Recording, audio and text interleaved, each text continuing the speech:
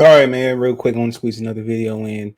The Cowboys have released Jaylon Smith. Let's talk about it. Hit that subscribe button, bell icon button, share the video. The Detroit Lions try to acquire Jaylon Smith, and like I said before, man, it's just to the point where the Lions linebacker core that bad, the team is that bad. Anybody of note they get released or get cut, we gonna ask if they pick him up. In the day, he had like $7 million left on his contract with the Cowboys, and I mean, honestly, man, I think I haven't really paid them no attention. I know they think they got Michael Parsons doing pretty good over there. Um, you know, he's positionless. Basically, Michael Parsons is an edge rusher. That's what he is, man. You know, you're not gonna ask him to cover nobody in the seams just yet, but basically he an edge rusher. And they just utilize it to his strength. And Jaylon Smith, he had the catastrophic injury with in college, and the Cowboys took a chance on the waited for a year and for it to end like this. And they had the tackling Dutchman as well. For them to cut it like this, to me, just let you know it's a business, and whatever relationships you build or whatever friendly relationships you build it's never gonna be. It's not personal. Especially when you're a person of color, it's not personal. In business, I mean, yeah, they gonna. I mean, even with somebody like for the Cowboys, like even no matter who you is, just like somebody like Jason Witten, it wasn't personal. He still played for the Raiders, right? I mean, usually it just tend for the melanated people to be, especially with all the racial shit that's going on in this country, just tend to be a little bit more sensitive. But it happened to everybody in this sport. Everybody in sports, from I'm pretty sure in soccer and tennis and however it may be, there's relationships that are broken, man. And at the end of the day, I mean, I wish him nothing but the best. But let's take a look at what he's been doing this season yet. And, just for him to take a chance on him after that gruesome leg injury he had, and then you just cut him off. That's kind of what make it devastating. Okay, that's what make it devastating. Somebody that you put time and patience in, and then to cut him in the fourth game of the season because you want to save $7 million. That's why basketball players don't have this problem. That's why they have guaranteed contracts, But so far, man, he ain't really did much, Did he have a pick? Nope, he didn't have a pick yet this year. He had 4, 9, 4, 1 tackle last week versus Carolina. And I guess they just basically said that it's time to get rid of him. All right, he took 25% of snaps where he won 76, 86, and 40% last week. So they probably like, we can phase him out. We don't need him. We can keep seven. We can recoup $7 million or save $7 million on him. And that's where it was at. He wasn't being productive. Even when he played 80% of 86% of the snaps, he had 4 solo tackles. And they probably thinking like, we got the tackling Dutchman to defend. I mean, I really don't know what they depth chart look like. Let's kind of see. They probably feel good about guys there, but you don't really see people get cut after week 4 unless it's some off the field issues, and you don't really see that a lot, man. For them to take a chance on him to cut him, like, I know he hurt, bro.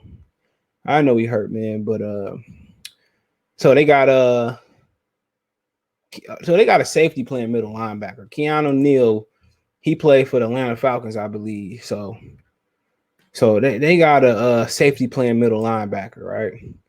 They got a guy. So yeah, he was a safety So they he playing a linebacker, right? And my thing about this is, what I'm doing at the Cowboys, man. If I see a safety at linebacker, I'm running right up the gap. He ain't no Brian Urlacher, bro. He was just playing. I'm running right up the gap at them. And then they got Michael Parsons at outside linebacker, then Keanu Newell in the middle, and the tackling Dutchman at the weak side. So they probably put the tackling Dutchman at middle most of the time. I don't know how they're doing it, but honestly, man, people say, well, linebackers can weigh less these days because how the football game play. He weighed 211. I seen Darius Leonard, bro. I swear to God. Go look at when they played Tennessee a couple weeks ago, and look at what Derrick Henry did to. Go look at what Derrick Henry did to. At what he did to to Darius Leonard, bro. And Darius Leonard said they say 229, but he said one playoffs last year he was like at 213 or 212 or 215, something like that. I'm telling you, man, today, if you get physical, right? If you get physical today and you get downhill on some of these dudes, man, somebody at 211, man, playing linebacker, man, Derrick Henry tossed him like a rag down. A lot of teams don't commit to the power game no more. A lot of these dudes don't commit to power.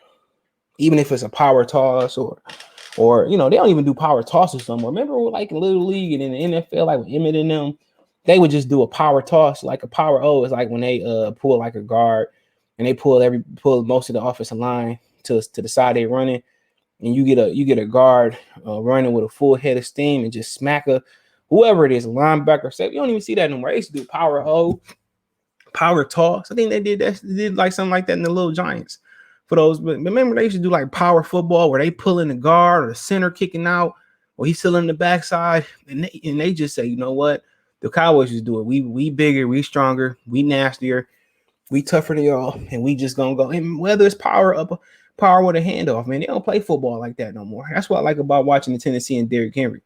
Them dudes get downhill and they smack you in the mouth.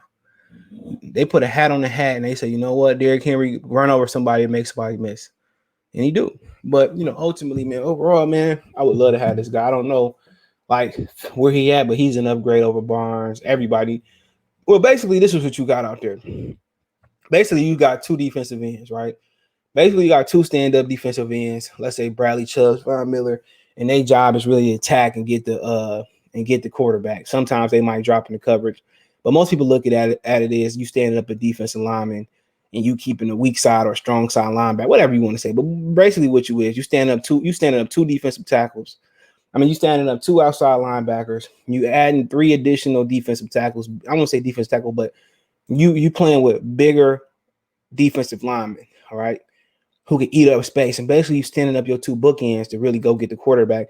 And you got two linebackers in the middle. That's for coverage and that's for filling gaps. So when you playing the 3-4, it changes because you go from 4 down linemen, a 3 technique, whatever, or let's just say 2 defensive tackles doing their job to stop the run, get after the run. Defensive end going to get the quarterback. You got three linebackers who have to either be able to cover the minimum, right, and get after and make tackles.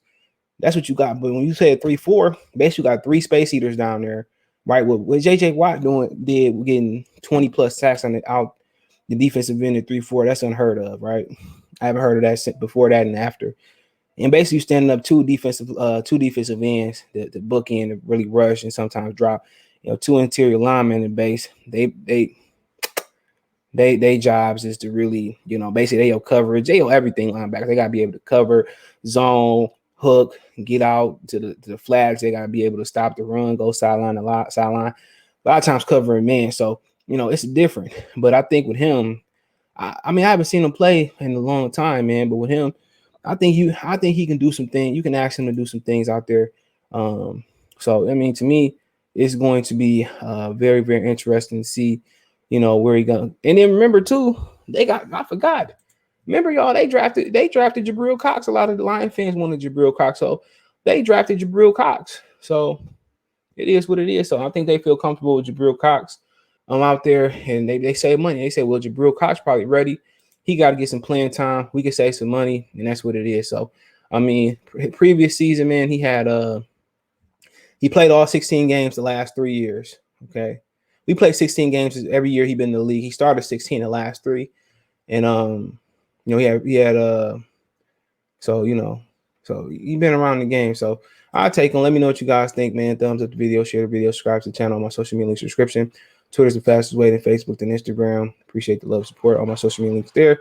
Want to make a financial donation? Cash App, CJ Good 313, Venmo, CJ Good 313, PayPal link subscription. Appreciate the love, support. Let me know in the comment section. Peace.